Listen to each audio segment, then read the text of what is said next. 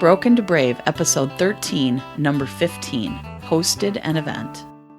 I not only did the keynote address at the Women in Podcasting Festival, I also acted as host. I normally hide in the shadows at our events and let Rob handle things, but I knew this was a huge opportunity to add to my list. I was the person who introduced each podcast, and it was challenging. Getting up in front of everyone and speaking did not get easier the more I did it.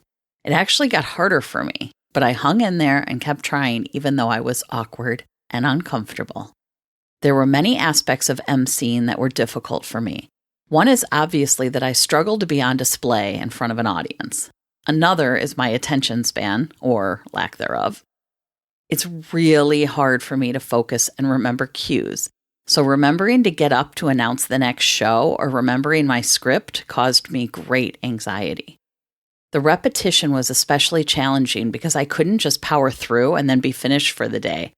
I had to keep going back up, and every time felt like the first time, and so I really tried to use my tools to keep myself somewhat grounded and present. At any point, I could have quit, and there were people there who would have taken over for me, but I didn't. I stayed, and I persevered, and I didn't get better or more comfortable, and I survived. Sometimes bravery is persevering when it's easier to quit. Episodes of Broken to Brave are released every Tuesday and Thursday. Thank you so much for listening and for joining me on this journey of healing and growth. If you want to go deeper into this story and hear it from a spouse's perspective, my husband and I have a Patreon-only show where we have an extended, behind-the-scenes discussion of every episode, which also posts twice a week. Here's a sample of our latest Patreon-only companion podcast. For this particular thing, for this Women in Podcasting Festival, it couldn't be me. It couldn't be a guy up there. Another male 40-year-old voice. white dude, right, or whatever. Yeah, right. You weren't 40. But I was not 40-ish, 50-ish. No, you weren't. I was close. Oh God, yeah, we were 50. Yeah, never mind. That was the whole point of the list. That's right.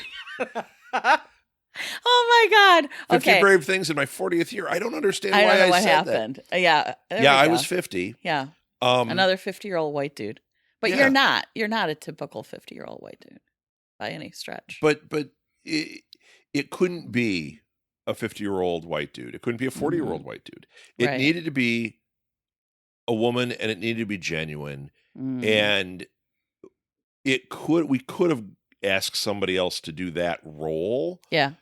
But that's where it wasn't your list that motivated it, but it might have been the list that made you say, I'm already doing this brave thing with the keynote. I'm going all into this pool. Yeah, for sure. Would I have done it without the list? I don't think so. No, I think what would have happened is you would have said you were going to do it, and you would have gotten all like, nope, I'm doing this, I'm doing this. I would have made Ashley do it. Or you would have just said that day you would have had a meltdown that would have been like, my protective mode would have kicked in, and I would have said, I'm just going to do it. It's going to make sense. Or no, I would have asked one of the other podcasts. I would have done something. Yeah. Yeah. But you didn't. But I didn't. Yeah. I have lots of ways to cover you had up Ashley my panic. there. Ashley could have been your Ashley was handler. was one of our team members helping us put off the event. I could have easily asked her to do it. But interesting. I forgot about that. So you essentially had a backup plan that could have been in place. Yeah. But you didn't use it. Mm-mm.